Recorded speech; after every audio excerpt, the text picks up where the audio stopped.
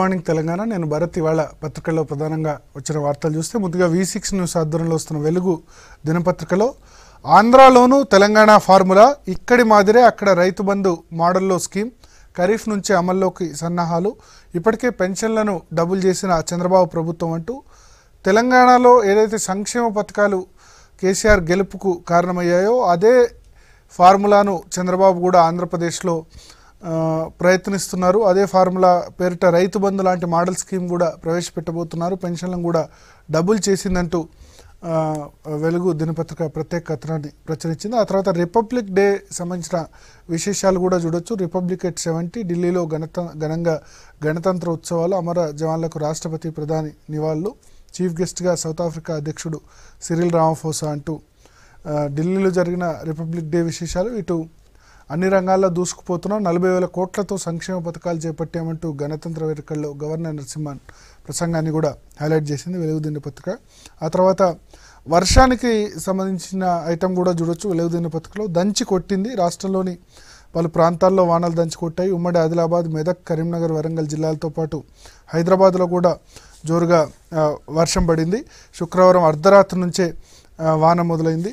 దీనికి సంబంధించిన ఐటమ్ కూడా చూడొచ్చు. ఆ తర్వాత ఈనాడు దినపత్రిక కనుక చూస్తే కనుక ఈనాడు దినపత్రికలో గవర్నర్ నరసింహన్ రిపబ్లిక్ డే ప్రసంగాన్ని ప్రధానంగా హైలైట్ చేసింది. ప్రగతి పథగామి, దేశ నిర్మాణంలో తెలంగాణ కీలక పాత్ర, సంక్షేమాంది స్వర్ణయుగం అంటూ గవర్నర్ నరసింహన్ మాట్లాడిన మాటలను ప్రధానంగా ఫోకస్ చేసింది. ఆ తర్వాత ఫిబ్రవరి తొలివారంలోగా మంత్రివర్గ విస్తరణ ఉండే అవకాశం, గవర్నర్తో భేటీలో సీఎం కేసీఆర్ ఈ నెల 30 లేదా ఫిబ్రవరి 7వ తేదీల ప్రస్తావించారంటూ ఈనాడు దినపత్రిక ప్రత్యేకంగా ప్రచురించింది. ఆ తర్వాత ఎన్నిసార్లు అయినా ములాఖాత్, ఖైదీలకు జైలు శాఖ డీజీ వరం, ఇకపై కుటుంబ సభ్యులను కలిసే అంశంలో ఆంక్షలు ఉండవని వెల్లడి, ఫోన్ సంభాషణలోనూ నిబంధనల సడలింపు అంటూ వికే సింగ్ ఇచ్చిన స్టేట్మెంట్ ఈనాడు దినపత్రిక ప్రధానంగా ఫోకస్ చేసింది. ఆ తర్వాత ఆంధ్రజ్యోతి దినపత్రిక ఫ్రంట్ చర్చలు, నిన్న ఎట్ హోమ్లో జరిగిన సంఘటనలు ప్రధానంగా ఆంధ్రజ్యోతి దినపత్రిక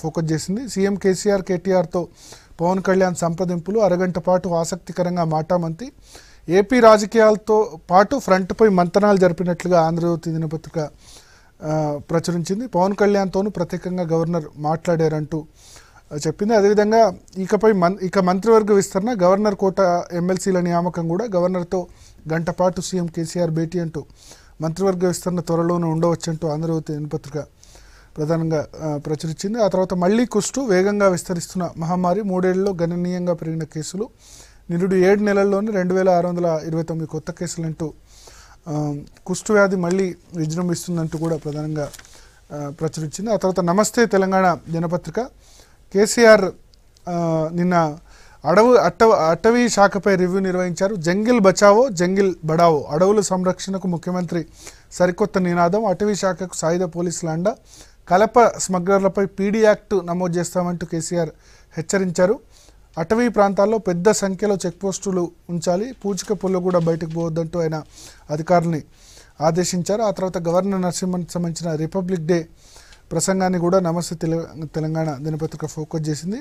టీఎస్పీఎస్సీ గంట చక్రపాణి స్టేట్మెంట్, వారంలో మరో 3,000 ఉద్యోగాలు భర్తీ అయ్యే అవకాశం అంటూ గణతంత్ర వేడుకల్లో టీఎస్పీఎస్సీ చైర్మన్ గంటా చక్రపాణి చెప్పిన విషయాన్ని కూడా చెప్పింది. అదేవిధంగా పలు చోట్ల భారీ వర్షం, హైదరాబాద్లో దంచి కొట్టిన వాన అంటూ వర్షం సంబంధించిన విశేషాలను కూడా చెప్పింది. వర్షం చూసుకుంటే నిన్న మొన్న రాత్రి నుంచి ప్రారంభమైన వాన నిన్నటి వరకు కూడా కంటిన్యూస్గా కొనసాగుతుంది. హైదరాబాద్లో కూడా వర్షం పడింది. ప్రస్తుతం మనతో పాటు భారత వాతావరణ శాఖ అధికారి రాజారావు గారు ఫోన్ లైన్లో సిద్ధంగా ఉన్నారు. రాజారావు గారు, గుడ్ మార్నింగ్. గుడ్ మార్నింగ్ అండి. ఏం సార్, ఈ అకాల వర్షాలకు కారణం ఏంటి? జనరల్గా చలికాలం వర్షాలు ఉండవు కదా, ఎందుకు వర్షాలు పడుతున్నాయి ఇప్పుడు? అంటే మనకి ఇప్పుడు ఈ ప్రస్తుతం ఏంటంటే ఉత్తర దిక్కు నుంచి ఒక గాలులు వస్తున్నాయి. అదే సమయంలో మనకి దక్షిణ దిక్కు నుంచి అంటే బంగాళాఖాతం నుంచి కూడా గాలులు వస్తున్నాయి. ఈ తేమ గాలులు, ఆ ఉత్తర దిక్కు నుంచి వచ్చే గాలులు, ఈ దక్షిణ దిక్కు నుంచి వచ్చే గాలులు మనకి అది కన్వర్జ్ అవుతున్నాయండి. ఆ కన్వర్జ్ అయ్యే ప్రాంతాలు ఏంటంటే మనకి ఈ తెలంగాణ ఏరియా, తర్వాత కోస్తాంధ్ర, ఈ ఛత్తీస్గఢ్, ఈ ప్రాంతాల్లో కన్వర్జ్ అవుతున్నాయి అన్నమాట. దీన్నే మనకి విండ్ కాన్ఫ్లుయెన్స్ జోన్స్ అంటాం. ఈ ఎక్కడైతే ఈ కాన్ఫ్లుయెన్స్ జోన్స్ ఏర్పడుతున్నాయో ఆ ప్రాంతాల్లో మనకి క్యూములోనింబస్ మేఘాలు అనేవి ఏర్పడడం జరుగుతుంది. ఈ ప్రత్యేకించి మనకి ఈ తెలంగాణలో చూస్తే ఇటు జయశంకర్, భూపాలపల్లి, కరీంనగర్, జగిత్యాల, ఈ తర్వాత మెదక్, ఇటు మన ఈ సెంట్రల్ తెలంగాణ, ఇప్పుడు ఈ ప్రాంతాల్లోనే ఎక్కువగా ఈ కన్వర్జెన్స్ అనేది ఎక్కువ జరుగుతుంది అనమాట. ఇదే సమయంలో మనకి ఈ తెలంగాణ మీదుగా ఒక ద్రోణి కూడా ఉంది, ఉపరితల ద్రోణి. దీని ప్రభావం వల్ల మనకి క్యూములోనింబస్ మేఘాలు ఏర్పడి ఉరుములతో కూడిన వర్షాలు అవి కురవడం జరుగుతుంది అనమాట. ఇంకెన్ని రోజులు ఉంటాయి సార్ వర్షాలు? మనకి ఇంకా 2 రోజులు ఉంటాయండి. ఇంకా 2 days ఇలాగే ఏర్పడతాయి. ఇలాగే మనకి ఈ వర్షాలు కురవడం జరుగుతుంది అన్నమాట. అంటే ఈ లాస్ట్ 24 hours లో ఎక్కడెక్కడ వర్షపాతం అత్యధికంగా నమోదైంది సార్? అంటే మనకి ఇప్పుడు ఈ తెలంగాణ, ఈ ఉత్తర తెలంగాణ జిల్లాల్లో ఎక్కువగా మనకి వర్షం కురవడం జరుగుతుంది. మనకి నిన్న చూస్తే మనకి ఈ 6 centimeters అట్లాగా ఈ కొన్ని ప్రాంతాల్లో ఈ జగిత్యాల, ఈ తర్వాత ఈ కరీంనగర్ ఈ జిల్లాల్లోనూ, తర్వాత ఈ మెదక్ జిల్లాల్లోనూ, అదే విధంగా మనం చూస్తే సిటీస్ లో కూడా ఈ శేర్లింగంపల్లి, పటాన్చెరు ఈ ప్రాంతాల్లోనూ, ఈ సిటీలో కూడా కొంచెం లైట్ గానే కురిసింది. మిగతా ప్రాంతాల్లో కూడా మనకి ఇటు దక్షిణ తెలంగాణలో కూడా కొన్ని జిల్లాల్లోనూ కూడా కురవడం జరిగిందనమాట. సరే, హైదరాబాద్ లో మళ్ళీ వర్షం పడే అవకాశం ఉంటుందా ఇవాళ? ఈ రోజు కూడా అంటే కురిసే ఛాన్స్ ఉందండి. మనకి ఈవినింగ్ నుంచి మళ్ళీ మనకి ఈ క్యూములోనింబస్ మేఘాలు ఏర్పడడం అనేది జరిగి మళ్ళీ కురిసే అవకాశం ఉందన్నమాట. సరే, ఎక్కువ ఈ వర్షాల ప్రభావం ఉత్తర తెలంగాణ మీద ఉంటుందా, దక్షిణ తెలంగాణ మీద ఉంటుందా? అంటే ఇదేంటంటే ఇప్పుడు ఈ ఎక్కువగా మన ఉత్తర తెలంగాణ మీద ఎక్కువగా ఉంటుంది. ఎందుకంటే ఆ జోన్ మనకి ఒక వెస్టర్న్ డిస్టర్బెన్స్ అనేది ఇటు పాకిస్తాన్, ఆఫ్ఘనిస్తాన్ అక్కడ ఏర్పడి అవి ఏమవుతాయంటే ఈ హిమాచల్ ప్రదేశ్ ఈ ప్రాంతాల మీదుగా వెస్టర్న్ హిమాలయన్ రీజియన్ మీదుగా అది పాస్ అవుతుంటాయి అన్నమాట. ఆ పాస్ అయినప్పుడు అవి కిందకి కొద్దిగా ఎప్పుడైతే కిందకి రావడం జరుగుతుందో దాని ప్రభావం ఎక్కువగా మనకి ఈ తెలంగాణ మీద, ఉత్తర తెలంగాణ మీద ఎక్కువగా ఉంటుంది అన్నమాట. రైట్, థ్యాంక్ యూ రాజారావు గారు. మొత్తానికి మరో 2 రోజుల పాటు వర్షాలు ఉంటాయి, వర్షాలు కంటిన్యూ అవుతాయని వాతావరణ శాఖ చెప్తోంది. చంద్రబాబు నాయుడు కూడా ఆంధ్రప్రదేశ్లో తెలంగాణ లాగా సంక్షేమ పథకాలని అమలు చేసేందుకు ఆయన కూడా ఉద్యుక్తులవుతున్నారు. ఇప్పటికే పెన్షన్లను డబుల్ చేశారు. అదేవిధంగా వచ్చే ఖరీఫ్ నుంచి రైతు బంధు లాంటి స్కీమ్ను కూడా ప్రవేశపెట్టేందుకు సిద్ధమవుతున్నారు. ఏటా 20,000 కోట్లు ఖర్చు అవుతుందని కూడా ఆంధ్రప్రదేశ్ ప్రభుత్వం ఇందుకోసం అంచనా వేసింది. ఎకరానికి 5,000 చొప్పున సంవత్సరానికి మొత్తం 10,000 ఇచ్చే అవకాశం ఉన్నట్లుగా వెలుగు దినపత్రిక లీడ్ స్టోరీని ప్రచురించింది. ఆంధ్రాలోనూ తెలంగాణ ఫార్ములా దిశగా చంద్రబాబు దూసుకెళ్తున్నారని. ప్రస్తుతం V6 స్టూడియోలో టీఆర్ఎస్ నేత, మాజీ కేంద్ర మంత్రి, ఢిల్లీలో రాష్ట్ర ప్రభుత్వ ప్రత్యేక ప్రతినిధి వేణుగోపాల్చారి ఉన్నారు. అదేవిధంగా బీజేపీ నుంచి పార్టీ అధికార ప్రతినిధి సునీతారెడ్డి ఉన్నారు. అదేవిధంగా కాంగ్రెస్ పార్టీ నుంచి మల్లు రవి కాసేపట్లో జాయిన్ అవుతారు. ముందుగా వేణుగోపాల్చారి గారు, చంద్రబాబు నాయుడు ఆంధ్రప్రదేశ్లో సేమ్ ఇదే ఫార్ములా, సక్సెస్ ఫార్ములాను చేపట్టేందుకు సిద్ధమవుతున్నారు. వెల్ఫేర్ స్కీమ్స్ ఏదైతే నమ్ముకున్నారో అదే స్కీమ్స్ను అక్కడ ఇంప్లిమెంట్ చేసేందుకు సిద్ధమవుతున్నారు. ఏ స్కీమ్ అయినా ప్రజామోదం పొందితే ఇంప్లిమెంట్ చేసి తప్పు లేదని మా అభిప్రాయం. ఎందుకంటే తెలంగాణ రాష్ట్ర ప్రభుత్వం పెట్టిన ఇప్పుడు కేసీఆర్ కిట్ కానీ, రైతు బంధు కానీ, రైతు బీమా కానీ, తర్వాత మిషన్ భగీరథ కానీ, మిషన్ కాకతీయ కానీ, ఈ కార్యక్రమాలు గత 4 సంవత్సరాల్లో వివిధ రాష్ట్రాల ముఖ్యమంత్రులు, వివిధ పార్టీలకు పాలిస్తున్న ముఖ్యమంత్రులు చూసి ఈవెన్ బీహార్లో కానీ, యూపీలో కానీ, బీహార్ అయితే ముఖ్యంగా నితీష్ కుమార్ గారు అయితే ఎలక్షన్ల ముందర, గత అసెంబ్లీ ఎలక్షన్ల ముందర మేము మళ్ళీ అధికారంలోకి వస్తే తెలంగాణ రాష్ట్ర ప్రభుత్వం చేపడుతున్న మిషన్ భగీరథ లాంటి కార్యక్రమాలు చేస్తా అని చెప్పేసి కూడా ఓపెన్గా చెప్పడం జరిగింది. అదేవిధంగా జార్ఖండ్లో కానీ, even West Bengal mission Bhagiratha, mission Kakatiya కంటే పెన్షన్స్, రైతు బంధు ఎక్కువ వర్కౌట్ అంటే అన్ని కార్యక్రమాలు. ఇప్పుడు మిషన్ భగీరథ ఇంకా వాటర్ రాలేదు కదా ఎలక్షన్ ముందు, మార్చి ముందర వస్తాయి. ఇప్పుడు 90% వస్తాయి. ఇప్పుడు మన 6 నెలల ముందు పోవటం వల్ల రాలే. కానీ ఇప్పుడు మార్చి పనులు ఉన్నాయి కదా, లేకుంటే ఎట్లా గెలుస్తే ఇప్పుడు గ్రామాలు ఊహిస్తాం కదా. ఇప్పుడు పైప్ లైన్ వచ్చింది, అసలు పైప్ లైన్ ఊసే లేకుంటే గ్రామాలు రాకుంటే చివరికి మన గెలిచే పరిస్థితి ఉండేది కాదు కదా. అందుకని ఏది చెప్పినా కూడా ఇంప్లిమెంట్ చేస్తున్నాం. యాక్చువల్గా టెన్షన్గా ఈరోజు ఆసరా పెన్షన్లు కానివ్వండి, ఈ కేసీఆర్ కిట్ కానివ్వండి, రైతు బంధు అయితే జిల్లాలో గణతంత్ర దినోత్సవ రిపోర్ట్ కలెక్టర్ చదివారు. ఈ స్టార్ట్ అయినాక మేము పోయేటప్పుడు కూడా మాకు కూడా ఆశ్చర్యం వేస్తే కొన్ని గ్రామాల్లో అయితే సార్ మాకు వచ్చిందని చెప్పి 1 వీక్ లోపలనే వచ్చి, అంటే ఇన్సూరెన్స్ వాళ్ళకు టైప్ చేయటం వల్ల గతంలో ఉండేది ఇన్సూరెన్స్ లేట్ అవుతుందని చెప్పి మ్యాక్సిమం 7 to 10 days లోపల అయితే ముఖ్యమని చెప్పిన ప్రకారంగానే ఇస్తున్నారు. కనుక ఆటోమేటిక్గా ప్రజామోదం పొందిన స్కీములు కనుక రాజకీయాల్లో ఏముంటుంది, ఏ రాష్ట్రాల్లో ఏ కార్యక్రమం చేసినా కూడా ఇతర రాష్ట్రాల్లో చేసే ఫెడరల్ ఫ్రంట్ అంటున్నారు, అక్కడ జగన్ కు సపోర్ట్ చేస్తున్నారు. చంద్రబాబు గెలిచే అవకాశం ఉంది కదా మీ ఫార్ములాని కాపీ చేస్తే. ఇప్పుడు చంద్రబాబు నాయుడు గారు ఆల్రెడీ యూపీఏలో జాయిన్ అయ్యాడు. మేము పెట్టిన ఫెడరల్ ఫ్రంట్ కాంగ్రెస్ పార్టీకి బీజేపీకి వ్యతిరేకంగా, అది ఆల్రెడీ బీజేపీకి వ్యతిరేకంగా కాంగ్రెస్ పార్టీ చేత కట్టింది, ఈయనే పెట్టడం కాదు. ఆయన గెలిచే అవకాశం ఉందా మీ మీ మీ పథకాలను ఇంప్లిమెంట్ దాన్ని కాపీ చేస్తే? ఇప్పుడు రాజకీయాల్లో అధికారులకు రావడానికి ప్రయత్నాలు చేస్తారు ఏ పార్టీ ఉన్నా కూడా, ఇటు తెలుగుదేశం పార్టీ కావచ్చు, జగన్ పార్టీ కావచ్చు, మా పార్టీ కావచ్చు. కనుక ఈరోజు ఒకటి ఏంటంటే మొన్ననే ఎలక్షన్ జరిగినాయి కనుక ఎలక్షన్లో ఈ పని చేసిన ఆలోచన బాబు గారికి చంద్రబాబు గారికి ఉన్నది కనుక ఇంప్లిమెంట్ చేస్తుండవచ్చు. ఏదేమైనా కూడా ప్రజలకు ఆమోదం పొందిన స్కీములు ఇంప్లిమెంట్ చేయడం తప్పు లేదన్నది.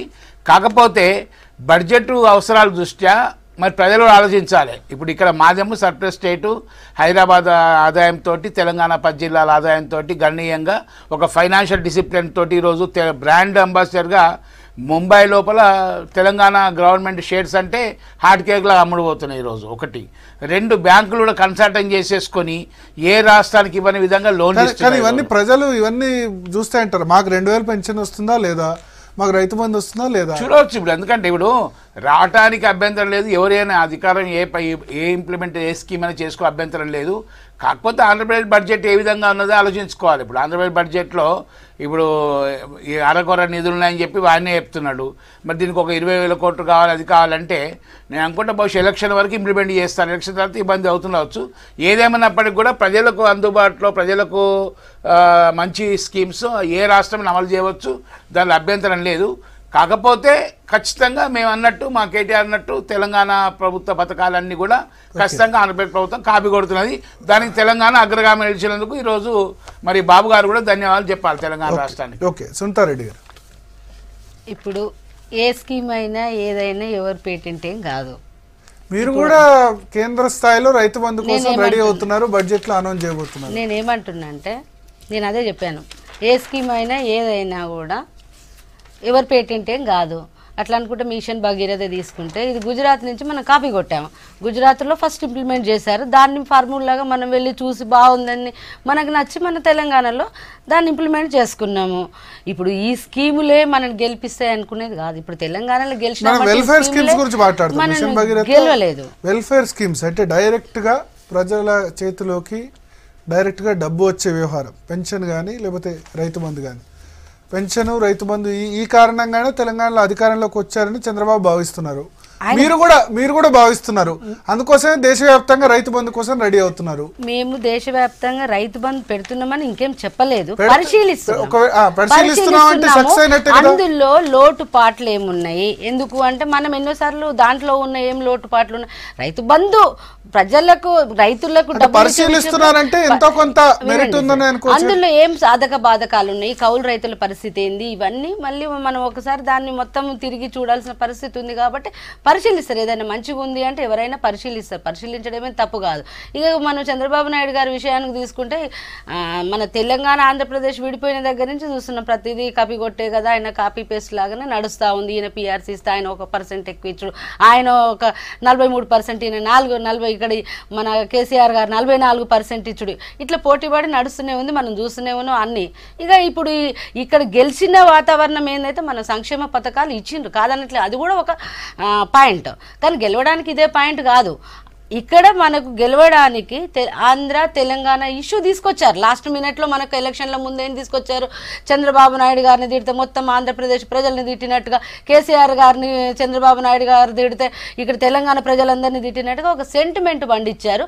ఇప్పుడు కూడా అదే పండించబోతున్నారు అక్కడ కూడా. ఎందుకు అంటే ఇక్కడ కేసీఆర్ గారు మళ్ళీ అక్కడ జగన్ గారితో ఏదో మాటామంతి జరుగుతున్న సందర్భంగా ఇప్పుడు ఆయనకి ఈయన గిఫ్ట్ ఇవ్వబోతున్నారు. ఏమని అంటే ఇప్పుడు వైఎస్ఆర్సీపీ తెలంగాణలతో కలిసిపోతుంది కాబట్టి మన ఆంధ్ర ప్రజలు గొంతు కోస్తారు, అది ఇదని చెప్పి మళ్ళీ ఆయన ఆంధ్ర ట్యాగ్ తీసుకుంటారు, తీసుకొని మళ్ళీ సెంటిమెంట్లు పండిస్తారు తప్ప ఓన్లీ సంక్షేమ పథకాలే బతికిచ్చేటట్టయితే ఇప్పటి వరకు 600 ప్రకటించారు. వాళ్ళ మేనిఫెస్టోలో 600 స్కీమ్లు ప్రకటించారు, 600 హామీలు ఇచ్చారు. అవన్నీ ఇచ్చిన మేనిఫెస్టోనే చంద్రబాబు నాయుడు గారు ఆయన మొత్తము వెబ్సైట్ లో నుంచే తీసేసుకున్నాడు. ఇన్ని రోజులు నిరుద్యోగ భృతి అన్నాడు, ఇంటింటికో ఉద్యోగం అన్నాడు. నిన్న మొన్న నుంచి ఎలక్షన్లు స్టార్ట్ అయిన కానించి ఇస్తున్నారు. అందుకే ప్రజలు విజ్ఞులు, వాళ్ళకి అర్థమైపోతుంది. వాళ్ళు ఈ సంక్షేమ పథకాలని నమ్మి మనకు ఓట్లేస్తారని మనం అనుకోవాల్సిన అవసరం లేదు.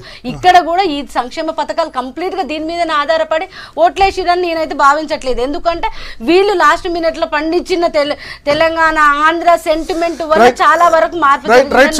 ఆంధ్రప్రదేశ్ ప్రభుత్వం పెన్షన్లను డబుల్ చేసింది, అదేవిధంగా రైతు బంధు లాంటి స్కీమ్ ను కూడా ప్రవేశపెట్టేందుకు ఆలోచిస్తుంది. దీనిపై మనతో మాట్లాడేందుకు టీడీపీ నేత దుర్గా ప్రసాద్ మనతో పాటు ఫోన్ లైన్లో సిద్ధంగా ఉన్నారు. దుర్గా ప్రసాద్ గారు గుడ్ మార్నింగ్. గుడ్ మార్నింగ్ అండి. దుర్గా ప్రసాద్ గారు, ఇప్పటికే పెన్షన్స్ డబుల్ చేశారు, రైతు బంధు లాంటి స్కీమ్ కూడా ప్రవేశపెట్టేందుకు ఆలోచన చేస్తున్నారు. అంటే వెల్ఫేర్ స్కీమ్సే గెలుపుకు కారణమవుతున్నాయని భావిస్తున్నారా? అంటే ఇక్కడ వెల్ఫేర్ కన్నా కూడా ప్రజలు చాలా కష్టాల్లో ఉన్నప్పుడు ప్రభుత్వాలు ఆదుకోవాల్సినటువంటి అవసరం ఉందండి. ముఖ్యంగా సంక్షేమ పథకాలంటే ఈ దేశంలో ఒక విప్లవాత్మకమైనటువంటి మార్పు తీసుకొచ్చింది తెలుగుదేశం పార్టీ. అన్న ఎన్టీ రామారావు గారు పార్టీ పెట్టిన తర్వాత ఈ దేశంలో అనేక సంక్షేమ కార్యక్రమాలు, అసలు తెలుగుదేశం పార్టీ యొక్క సంక్షేమ కార్యక్రమాలు ఈ దేశంలో ఉన్న అన్ని రాష్ట్ర ప్రభుత్వాలు కాపీ కొట్టినటువంటి పరిస్థితి. కాబట్టి పేదవాళ్ళు కానీ రైతులు కానీ ఇబ్బందుల్లో ఉన్నప్పుడు ఆ ప్రభుత్వంలో ఉన్నటువంటి వాళ్ళు వాళ్ళకి సాయం చేయాల్సినటువంటి బాధ్యత, నైతిక బాధ్యత. ఈరోజు ఆంధ్రప్రదేశ్ ప్రభుత్వంలో కూడా అంటే ఇక్కడ ఒరిజినల్ గా కేంద్రం సహాయం చేయనప్పటికీ కూడా రాష్ట్ర ప్రభుత్వం యొక్క ఆదాయ వనరులు పెరిగినప్పుడు వాళ్ళకు వచ్చినటువంటి ఎక్కువ అగ్రికల్చర్ ద్వారా వచ్చిన ఆదాయాన్ని పేద ప్రజలకు పంచాలనేది తెలుగుదేశం పార్టీ యొక్క లక్ష్యం. కాబట్టి క్రెడిట్ కేసీఆర్ కి రాదా? ఈ మొత్తం రైతు బంధు లాంటి స్కీమ్ ని ఇప్పుడు కేంద్ర ప్రభుత్వం ఇంప్లిమెంట్ చేసేందుకు ప్రయత్నిస్తుంది. ఇక్కడ తెలుగుదేశం ప్రభుత్వం ఆంధ్రప్రదేశ్ లో, జార్ఖండ్, వెస్ట్ బెంగాల్ ఇట్లా అన్ని రాష్ట్ర ప్రభుత్వాలు చేస్తే డెఫినెట్ గా క్రెడిట్ కేసీఆర్ రాదంటారా? నేను క్రెడిట్ ఎవరికి వచ్చినా నేను ఒక సిస్టమ్ స్కీమ్ కరెక్ట్ అనేది అయితే ప్రజలకు దగ్గర అయితే అందరూ అప్రిషియేట్ చేస్తారు. రెండోది ఇక్కడ నేను అదే చెప్తున్నాను కదండి, అసలు సంక్షేమ పథకాలకే పెద్ద పీట వేసినటువంటిది తెలుగుదేశం పార్టీ. ఈ భారతదేశంలోనే రోల్ మోడల్ గా నిలిచినటువంటి పార్టీ తెలుగుదేశం పార్టీ. తెలుగుదేశం పార్టీని చూసే రామారావు గారి ప్రభుత్వంలో వచ్చిన సంక్షేమ పథకాలు, ఆ తర్వాత చంద్రబాబు నాయుడు గారు ప్రవేశపెట్టిన మొత్తం కూడా దేశవ్యాప్తంగా అన్ని రాష్ట్రాల్లో ఉన్నటువంటి ప్రాంతీయ పార్టీలు కానీ జాతీయ పార్టీలు కానీ ప్రజలకు వాగ్దానాలు ఇచ్చి ఎన్నికల్లో గెయిన్ అయ్యారు. అయితే ప్రజలకు చేస్తున్నారు కాబట్టి దాంట్లో ఇబ్బంది ఏం లేదు. అయితే నేనేమంటే ఈరోజు ముఖ్యంగా ఆంధ్రప్రదేశ్ రాష్ట్రంలో లోడ్ బడ్జెట్ లో ఉన్నప్పటికీ కూడా ఈ 4.5 సంవత్సరాల కాలంలో మనం చూస్తున్నాం 3 సార్లు తుఫాన్లు వచ్చి రాష్ట్రంలో పెద్ద ఎత్తున రైతాంగం నష్టపోయి ఉన్నారు. కాబట్టి వాళ్ళకి ఖచ్చితంగా సాయం చేయాలనే ఉద్దేశంతో గతంలోనే 1,50,000 ఏదైతే హామీ ఇచ్చారో దాన్ని 50,000 కంప్లీట్ చేశారు. దుర్గా ప్రసాద్ గారు మీరు లైన్ లో ఉండండి ఒక్క నిమిషం. మల్లురావు గారు ఏమంటారు? ఇప్పుడు రైతు బంధు స్కీమ్ దాదాపు దేశానికే ఆదర్శంగా నిలుస్తున్న పరిస్థితి, మిగతా రాష్ట్రాలు కూడా ఒక్కొక్క రాష్ట్రమే ముందుకొస్తుంది. దేశం మొత్తంలో రైతులు ఇబ్బందుల్లో ఉన్నారనే సంగతి అందరికీ తెలుసు. రైతు ఆత్మహత్యలు చేసుకోవటంలో మన తెలంగాణ రాష్ట్రం కానీ అంతకుముందున్న ఆంధ్రప్రదేశ్ రాష్ట్రం కానీ ఇది ఇంకా వేరే రాష్ట్రాల్లో కూడా అనేక చోట్ల రైతులు ఆత్మహత్యలు చేసుకుంటున్నారు అన్నారు. వాటి ఆత్మహత్యలు చేసుకునే సందర్భంలో రైతుల సమస్యలు పరిష్కరించడానికి మనం రైతుల అప్పులు మాఫీ చేయాలనేది ఒక కార్యక్రమం తీసుకొని కొన్ని చోట్ల ₹1,00,000 అంటే కొన్ని చోట్ల ₹2,00,000 అనే ఒక స్కీమ్ తీసుకొని ముందుకు పోవటం జరిగింది. అందులో భాగంగా ఒక రైతు బంధు అంటే పంట వేసుకోవటానికి కూడా ఇన్పుట్ సబ్సిడీ ఇంతకుముందు ఇచ్చినట్టుగా ఇప్పుడు ఇన్పుట్ సబ్సిడీ అప్పుడు పంట నష్టపోతే ఇచ్చినట్టుగా లేకపోతే ఇన్పుట్ సబ్సిడీ ఇచ్చేదానికి ఇదొక స్కీమ్ పేరు మార్చారు. నగదు బదిలీలాగా డబ్బులు ఇచ్చేటటువంటి కార్యక్రమం జరిగింది. పంట నష్టపోయినా నష్టపోకుండా పంట వేసే వాళ్ళకి ప్రతి వాళ్ళకి ఇస్తున్నారు. పంట వేయకపోయినా ఇస్తున్నారని చెప్తున్నారు మీరు, అదే కదా? నష్టపోయినా నష్టపోకుండా అంటారు. ఆ పేరుతో ఇచ్చిన సందర్భాలు చాలా ఉన్నాయి. మన తెలంగాణలో పంట వేస్తారు అని చెప్పిచ్చారు తప్ప పంట వేస్తేనే ఇస్తామని చెప్పలేదు, పంట కోసం ఇవ్వలేదు. దాని మీద ఏమాత్రం దృష్టి పెట్టలేదు.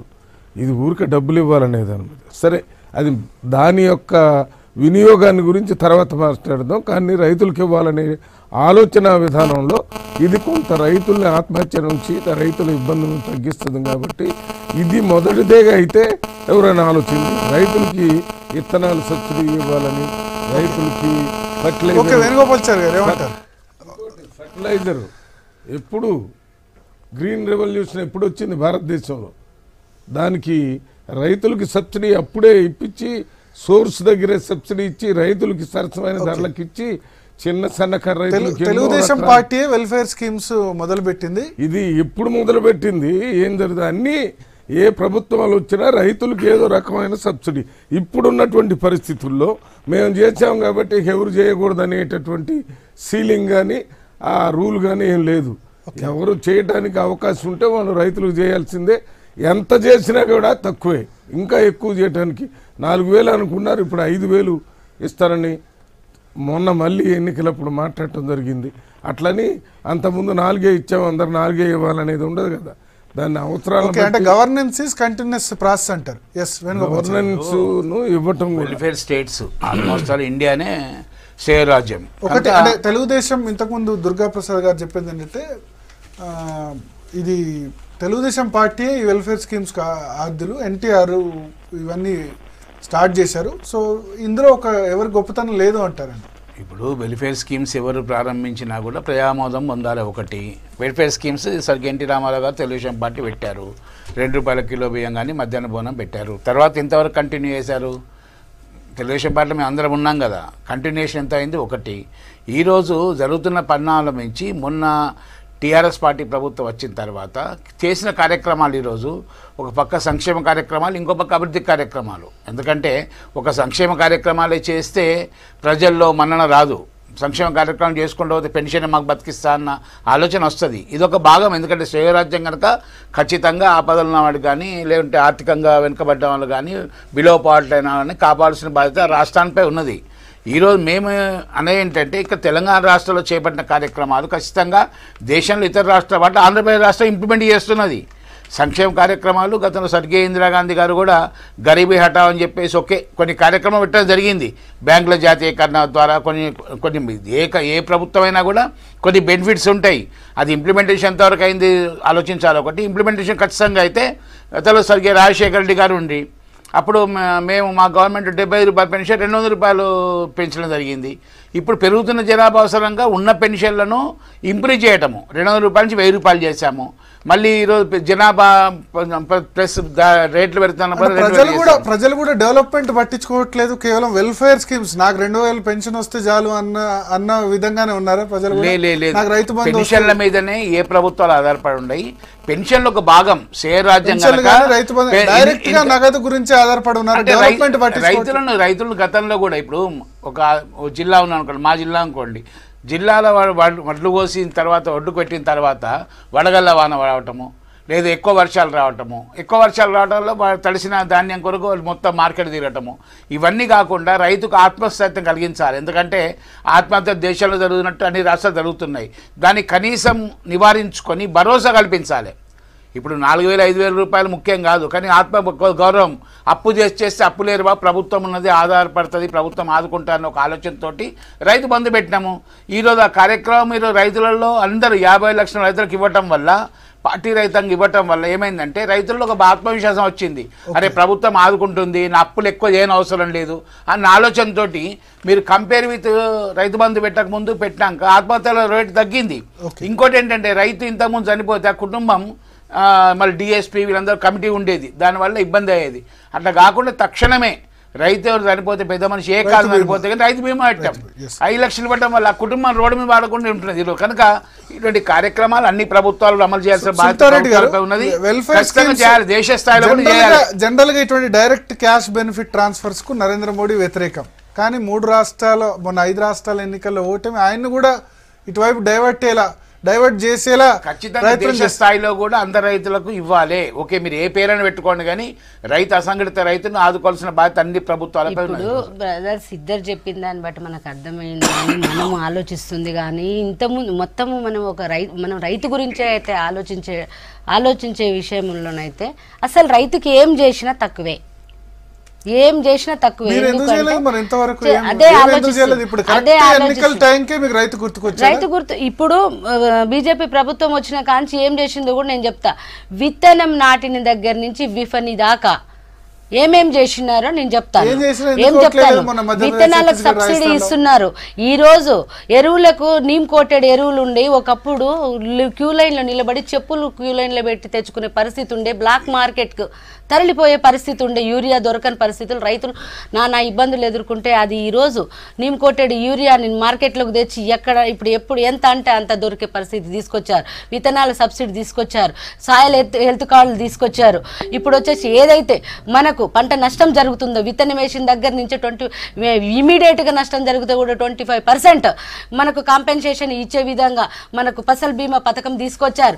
ఆ తర్వాత వచ్చిన పంటని ఏ విధంగా కొనుగోలు చేయాలి, దాన్ని మార్కెట్ లో తీసుకొచ్చి ఏ విధంగా అమ్ముకోవాలి అన్ని, విత్తనం నాటిన దగ్గర నుంచి విపణి దాకా ఏ విధంగా రైతు బాగుపడాలి, రైతు పెట్టుబడి ఏ విధంగా తగ్గించి ఏ విధంగా లాభసాటి వ్యవసాయం చేయాలో మోదీ గారు ఆలోచిస్తున్నారు. గుర్తించలేదు. మీరు నిజంగా ఇంత చేసామంటారు, రైతులు ఎందుకు ఫసల్ బీమా ఎలక్షన్ ముందు కరెక్ట్ ఎలక్షన్ ముందు మద్దతు ధర పెంచారు. మొన్న ఎలక్షన్ ముందు స్వామినాథన్ కమిటీ 1 year అయిపోయింది. మేము ఎంఎస్పీ 1 year అయిపోయింది సార్. చూడండి డేట్. గతంలో కాంగ్రెస్ పార్టీ ప్రభుత్వం ఉన్నప్పుడు మన్మోహన్ సింగ్ గారు స్వామినాథన్ కమిటీ చెప్పి 5 రాష్ట్ర ప్రభుత్వం చేశాము. ఇప్పటిదాకా ఇంప్లిమెంట్ లేదు. అది వినండి, ఫసల్ బీమా తీసుకొచ్చాము. ఈ రాష్ట్ర ప్రభుత్వం తీసుకున్నారా, దానికి 3%, 4% national government, 2%, 3% state government matching కట్టారా? దానికి బీమా తీసుకుంటున్నారా? ఈ రాష్ట్ర ప్రభుత్వం తీసుకున్నప్పుడు రైతు ఇక్కడ నష్టపోతున్నారు కదా. కేంద్ర ప్రభుత్వం ఇచ్చిన పథకాలని రాష్ట్రాలు ఇంప్లిమెంట్ చేయనప్పుడు మనం ఏం చేస్తాం? ఇప్పుడు ఆయుష్మాన్ భారత్ తీసుకొచ్చారు. ఆయుష్మాన్ భారత్ తీసుకొస్తే ఇక్కడ ఈ రాష్ట్ర ప్రభుత్వం దానికన్నా మంచి పథకాలు పెడుతున్నాం. ఇప్పుడు ఆయుష్మాన్ భారత్ పెట్టిండ్రు, ఫసల్ బీమా పెట్టిండ్రు. దాని ఫసల్ లేదు, బీమా లేదు.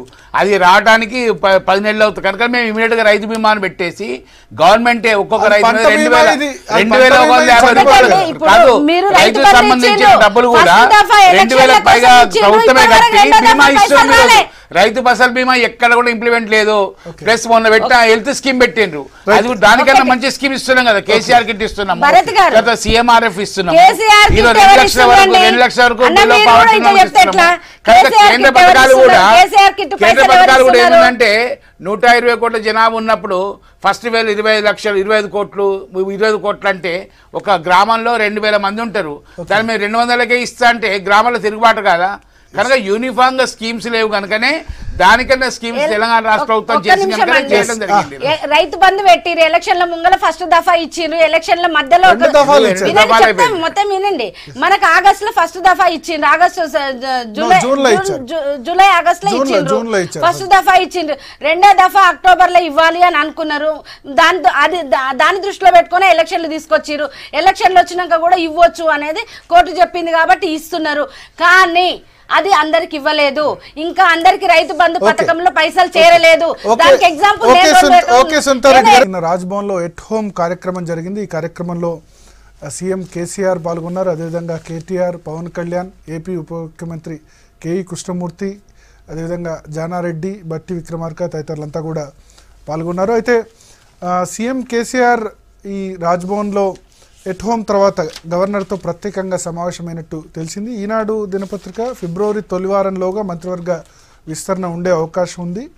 ఈ నెల 30 కానీ ఫిబ్రవరి 7వ తేదీ కానీ ఉండొచ్చని కథనం ప్రచురించింది. అదేవిధంగా పవన్ కళ్యాణ్తో సైతం కేసీఆర్, కేటీఆర్ ప్రత్యేకంగా మాట్లాడారు. వాళ్ళ మధ్య ఫెడరల్ ఫ్రంట్కి సంబంధించి కూడా చర్చకు వచ్చినట్టు ఆంధ్రజ్యోతి దినపత్రిక కథనం ప్రచురించింది. ఈ అంశంపై డిస్కస్ చేద్దాం.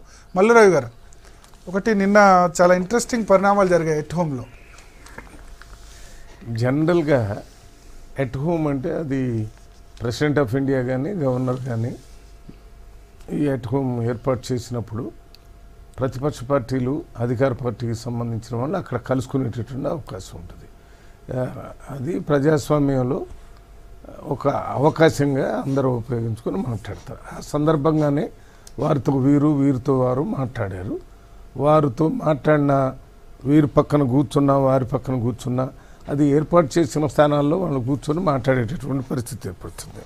దాంట్లో ముఖ్యంగా పవన్ కళ్యాణ్తో మాట్లాడటం ఎందుకు మాట్లాడారనేటటువంటి ఆలోచనకి పవన్ కళ్యాణ్ కూడా ఏమైనా ఫెడరల్ ఫ్రంట్ వైపు వెళ్ళే అవకాశం ఉందా? సందర్భం మీ వైపు ఏమైనా వచ్చే అవకాశం ఉందా కాంగ్రెస్ వైపు? సందర్భం అదే అనుకుంటున్నాను నేను. ఈ మధ్యకాలంలో ఫెడరల్ ఫ్రంట్కి సంబంధించిన చర్చలు జరుగుతున్న సందర్భంగా పవన్ కళ్యాణ్ గారి దగ్గరికి ప్రత్యేకంగా వెళ్ళి మాట్లాడేటటువంటి పరిస్థితి కాకుండా పవన్ కళ్యాణ్ గారు ఎట్ హోమ్ దగ్గర కలిసేటటువంటి అవకాశం వచ్చింది. కానీ ఆ సందర్భాన్ని మనం ఉపయోగించుకొని కేసీఆర్ గారు ఆయనతో మాట్లాడారని అనుకుంటున్నాం. అది అవుతుందా కాదా అనేది తెలియదు. కానీ ఆంధ్రప్రదేశ్ రాజకీయాలు డెఫినెట్గా చర్చకు వస్తాయి. వాళ్ళు సర్కమస్టాన్షియల్ ఎవిడెన్స్ ఆంధ్రప్రదేశ్ రాజకీయాల కంటే ఫెడరల్ ఫ్రంట్లో మీ పార్టీ, ఆయన పార్టీ అధ్యక్షుడు కాబట్టి పిలిచారు. ఆ అధ్యక్షుడిగా రేపు జరిగిన ఎన్నికల తర్వాత మీకు వచ్చే స్థానాలని ఫెడరల్ ఫ్రంట్కి అనుకూలంగా ఉంటే మనం అంతా కేంద్రంలో ఒక కొత్త వరవడిని తీసుకురావడానికి అవకాశం ఉంటుందని మాట్లాడేటటువంటి ఈ సమయాన్ని, ఈ సందర్భాన్ని ఉపయోగించుకుంటారనేది అర్థమవుతుంది. ఇక మీరు చెప్పినట్టు ఈ మంత్రివర్గ విస్తరణ గురించి మాట్లాడాల్సిన అవసరం ఉందని నేను అనుకుంటున్నాను. ఎందుకంటే ఎప్పుడు ఎన్నికలు ఎప్పుడైనాయి, రిజల్ట్స్ ఎప్పుడు వచ్చినాయి, 11వ తారీఖు వచ్చినాయి. వారు ప్రమాణ స్వీకారం 13వ తారీఖు చేసినట్టున్నారు. వారితో పాటు ఒక్క మంత్రిని తీసుకొని క్యాబినెట్ మీటింగ్ అని క్యాబినెట్ మీటింగ్ను కూడా పెడుతున్నారు. ఒక్కరికంటే ఎక్కువ ఉంటే క్యాబినెట్ అని ఎక్కడో సాంకేతికమైనటువంటి ఒక విషయాన్ని తీసుకొని దాని మీద మీటింగులు పెట్టి అసలు ఇప్పటి వరకు పరిపాలన ఏ రకంగా జరుపుతున్నారు? వారు అధికార యంత్రాంగంతోనే రాజ్యాన్ని నడపొచ్చు, ఈ క్యాబినెట్ అవసరం లేదనేదాన్ని ప్రజలకు చూపించినట్టుగా కనపడుతుంది. ఎంత అధికార యంత్రాంగం ద్వారా ప్రభుత్వాన్ని నడిపించిన ప్రజాప్రభుత్వం కాదు, అది ప్రజాస్వామ్య ప్రభుత్వం కాదు, ప్రజల ప్రభుత్వం కాదు. అధికార యంత్రాంగంలో ఏం రాసి ఉంటే అది చేసేది అధికారుల ద్వారా జరుగుతుంది. కానీ మంత్రులు, ముఖ్యమంత్రులు ఎందుకంటే ప్రజాభిప్రాయాన్ని ఎప్పటికప్పుడు తెలుసుకుని దానికి అనుగుణంగా ప్రజా అవసరాలను దృష్టిలో పెట్టుకొని పరిపాలన చేయటమే మన ప్రజాస్వామ్య వ్యవస్థలో. అది లేకుండా పోయింది. ఇప్పటికైనా ఈ 30న పెడతారా, 7న పెడతారా, ఎప్పుడో ఒకసారి మంత్రివర్గాన్ని విస్తరించాల్సిన అవసరం ఉంది. మంత్రివర్గంలో మాకు స్థానం ఏమని మేము అడగటం లేదు కాంగ్రెస్ పార్టీకి. మీ పార్టీలో గెలిచినటువంటి వాళ్ళకే మీకే మంత్రులుగా ఇచ్చి పరిపాలన కొనసాగించండి అని అడుగుతున్నాం. వాళ్ళ పార్టీ నుంచి వచ్చిన వాళ్ళకి ఇద్దామని ఆగుతుంటాడేమో మరి. ఇప్పుడు మనకు కాంగ్రెస్ వాళ్ళను అదే ఏదో ఎవరు 10 దోస్తులు 20 మంది దోస్తులు రోజు చెప్తా ఉంటారు కదా. అయితే ఇప్పుడు మనకు సెప్టెంబర్ 6 నుంచి మనకు పరిపాలన కుంటుపడిపోయింది. ఎందుకు అంటే మన ప్రభుత్వము ఆ రోజు డిజాల్వ్ చేసిండు. ఆ రోజు నుంచి ఈ రోజు వరకు మనకు ఎలక్షన్ అయ్యి కూడా 2 నెలలు కావస్తుంది. 1.5 మంత్ అయితే దాటిపోయింది. రేపు ఇంకొక వారం రోజులు అయితే 2 నెలలు కూడా అయిపోతుంది. ఇప్పటి వరకు మనం మంత్రివర్గ విస్తరణ చేసుకోలేదు. మినిస్టర్ ఆఫ్ అంటే కౌన్సిల్ ఆఫ్ మినిస్టర్స్ అంతా కలిస్తేనే క్యాబినెట్ అవుతుంది. మనం ఇప్పుడు పంచాయతీరాజ్ ఎలక్షన్లు కూడా పెట్టుకుంటున్నాం. పంచాయతీరాజ్ ఎలక్షన్ల ముందుకు ఆర్డినెన్స్ తీసుకొచ్చిర్రు. ఆ ఆర్డినెన్స్ క్యాబినెట్ తీసుకోవాలి. ఆర్డినెన్స్ తీసుకురావాలంటే క్యాబినెట్ తీసుకురావాలి. క్యాబినెట్ మినిస్టర్స్ ఎవరు ఉన్నారు? అదే నేను అదే చెప్తున్నాను. ఇప్పుడు ఒక సీఎం, ఒక మంత్రి ఇద్దరు కలిస్తేనే క్యాబినెట్ అవుతుంది అనుకోవట్లేదు. ఎందుకు అంటే నాకున్న పరిజ్ఞానం వరకు ఒక సుప్రీంకోర్టు చెప్పింది కానివ్వండి, రాజ్యాంగం చెప్పిన దాన్ని కానివ్వండి, మనకు మొత్తం మనకున్న చట్టాలు చెప్పిందని కానివ్వండి, చూస్తే మనకేముందంటే మినిస్టర్ కనీసం ఒక ఈశాన్య రాష్ట్రాలకు ఒక 5 మంది మినిమం మినిస్టర్స్ ఉండాలి, క్యాబినెట్ మినిస్టర్స్ ఉండాలి. పెద్ద రాష్ట్రాలకైతే మినిమం ఒక 12 ఉండాలని మనకు చెప్తూ వస్తున్నారు. కాబట్టి కనీసం ఆ ఒక 5 మినిమం 5 కూడా మెయింటైన్ చేయకుండా ఒకే మినిస్టర్ తోటి ఒక ఆర్డినెన్స్ తెచ్చి అది క్యాబినెట్ కౌన్సిల్ ఆఫ్ మినిస్టర్లే ఒక క్యాబినెట్ అంటారు. ఇంకోటి మనకు అసెంబ్లీ కూడా పెట్టిండ్రు. అసెంబ్లీ పెట్టినప్పుడు మనము గవర్నర్ ప్రసంగాన్ని, మనము క్యాబినెట్ ఆమోదం తెలిపిన ప్రసంగాన్ని గవర్నర్ గారు చదువుతారు. కానీ క్యాబినెటే లేదని మేము అంటున్నాము. ఇప్పుడు 1 by 1 ఎలక్షన్స్ అవుతా ఉన్నాయి. 1 by 1 ఎలక్షన్ అవుతా ఉన్నాయి. కోడ్ ఉంటుంది కానీ పరిపాలన కుంటుపడుతుందనే జ్ఞానము ఇది లేకుంటే ఎట్లా అండి? ఎట్ హోమ్లో జనసేన అధినేత పవన్ కళ్యాణ్ కలవడము, కేటీఆర్ గారు మళ్ళీ తర్వాత కేసీఆర్ కలిసినట్టు, ఆంధ్రజ్యోతి ప్రతినిధి ఏమో మొత్తం ఆంధ్ర రాజకీయాలు మాట్లాడినట్టు ఆయన ఉన్నట్టు అక్కడ ఎవరు లేరు, ఓన్లీ వాళ్ళే ఉన్నారు. ఆఫ్టర్ ఎలక్షన్స్ మొట్టమొదటిసారి కలుస్తున్నాక మాట మంది ఉంటుంది. కుశల ప్రశ్న బాగుందిరా ఎట్లా ఉంది ఏంటి అని అడుగుతారు. నేచురల్గా రాజకీయ నాయకులు కనుక, రాజకీయ పార్టీ అధినేతలు కనుక రాజకీయ పార్టీ ఉంటారు. ఇందాక రవి గారు చెప్పినట్టు ఏంటంటే ఒకటి వచ్చే అవకాశాలున్నాయి, మనం ఎవరు వినలే కానీ అక్కడ దూరం కూర్చున్నాం కానీ వచ్చే అవకాశాలు అంటే ఫెడరల్ ఫ్రంట్ కేసీఆర్ గారు ప్రయత్నాలు చేస్తున్నారు కనుక మరి మీరు జనసేన అధినేతగా మీకు వచ్చిన పార్లమెంట్ స్థానాల్లో ఒక మెజార్టీ వస్తే ఫెడరల్ ఫ్రంట్కు వస్తే బాగుంటుందన్నాడు చెప్పిండవచ్చు, అది ఊహాజనితం. కనుక ఈరోజు ఎట్ హోమ్ లోపల వివిధ పార్టీ నేతలు కలవడం జరుగుతుంది. ఇప్పుడు బట్టి విక్రమార్క గారిని కూడా తీసుకొచ్చి చేతులు చేసి కల్పించాడు పవన్ కళ్యాణ్ నాకు తెలుసు అన్నాడు. జయారెడ్డి గారిని ఆలింగనం చేసుకున్నాడు. కనుక ఎన్నికల తర్వాత జరుగుతున్న సామరస్యపూర్వక ఒక వాతావరణంలో కలిశారు కనుక దానిలో కుశల ప్రశ్న వేసుకోవడం అవటము, కుశల ప్రశ్న రాజకీయాలు రావడం గురించి మల్లిరావు గారు ఏమంటారు, ఈ పార్టీ వాళ్ళని తీసుకోమని అంటారు. ఖచ్చితంగా అటువంటి ఇప్పుడు రవి గారు ఎట్లా ఆశ్చర్యంగా మాట్లాడుతున్నారు. రాజ్యాంగం ప్రకారంగా క్యాబినెట్ అన్నది ఇదమిత్తంగా లేదు ఇన్ని రోజులు అని చెప్పి. ఒకటి ఎందుకంటే ఈరోజు గతంలో కన్నా భిన్నంగా క్యాబినెట్ ఉండాలని చెప్పేసి ఎక్సర్సైజ్ జరుగుతున్నది. దాంట్లో కొంటే ఏంటంటే సంక్రాంతి దినాలని చెప్పి మనము తెలంగాణలో కానీ ఆంధ్రలో కానీ సంక్రాంతి పీఠ దినాలు అంటారు. సంక్రాంతి తర్వాత ఈరోజు తెలంగాణ రాష్ట్ర ప్రజలు సుభిక్షంగా ఉండాలని యాగం జరిగింది. ఖచ్చితంగా ఇవాళ వచ్చిన ప్రకారంగా ఫిబ్రవరి మొదటి వారంలో మీరు కూడా రాశారు, మీ వెలుగుతో పాటు నేను రాశారు. కనుక అదేవిధంగా ఉంటుంది. అల్టిమేట్గా సీఎం డిస్క్రిషను, దీనివల్ల పరిపాలన ఏం కుంటుపడలేదు. పరిపాలన కుంటుపడితే పంచాయతీ ఎలక్షన్ కాకపోతుండే. అధికారులు పనిచేస్తున్నారు. క్యాబినెట్ ఒకరున్న క్యాబినెటే, ఇద్దరున్న క్యాబినెటే పనిచేస్తున్నారు. ఇక్కడ మరి నీకు ఎక్కడ పెన్షన్లు అయిపోయినాయా, కరెంట్ అయిపోయిందా, ఆసరా పెన్షన్లు అయిపోయినాయా, లేదా పరిపాలన అయిపోయిందా, ఎక్కడేం అయిపోయింది? కనుక ఇవన్నీ అధికారులున్న ముఖ్యమంత్రి స్థాయి లోపల చేసే శక్తి ఉన్నది. ముఖ్యమంత్రి గారు ఉంటేనే ముఖ్యమంత్రి ఆర్డినెన్స్ తీసుకుని ముఖ్యమంత్రి చేయవచ్చు. దాన్ని మళ్ళీ 6 నెలల లోపల అసెంబ్లీలో పెట్టాలి సమావేశాలు. మరి క్యాబినెట్ లేకుండా అసెంబ్లీ సమావేశాలు అందరూ చేశారు కదా, ప్రమాణ స్వీకారం చేశారు కదా. పరిపాలన కుంటుపడకుండా జరుగుతున్నా లేదా? ప్రజలు ఈరోజు ఒక రాజకీయ పార్టీ తప్ప ప్రజలు ఇబ్బంది పడుతున్నారా? ప్రజలు ఎక్కడ ఇబ్బంది పడతలేరు ఈరోజు. ఖచ్చితంగా మంత్రులకు విస్తరణ ఉంటుంది అని చెప్పండి. ఏ నెంబర్ ప్రకారం ఫిబ్రవరిలో ఉంటుందని మీరు పత్రికలు రాశారు. పనిచేశారు, పార్లమెంటు సభ్యుడు, ఎమ్మెల్యే చేశారు, ఎమ్మెల్సీ చేశారు, అన్ని చేసినటువంటి వ్యక్తి అసలు క్యాబినెట్ లేకపోతే పర్వాలేదు, పర్వాలేట్లేము, దానివల్ల ఇబ్బందులు ఏమవుతున్నాయా? ఇబ్బందులు ఏం పడకుండా చేస్తున్నారు, ప్రజలు ఇబ్బంది పడతారు కదా. డెఫినెట్ గా నడుస్తుంది. రాజకీయ పార్టీ ప్రజలు లేదు కదా. సెక్రటరీ ఉన్నాడు, కలెక్టర్స్ ఉన్నారు, పరిపాలన యంత్రాంగం యథాతథ స్థితిలో ఏ సమస్యలకి ఏం చేయాలనేది రాసింది, అది నడుస్తుంది. అదే అంతిమం అయితే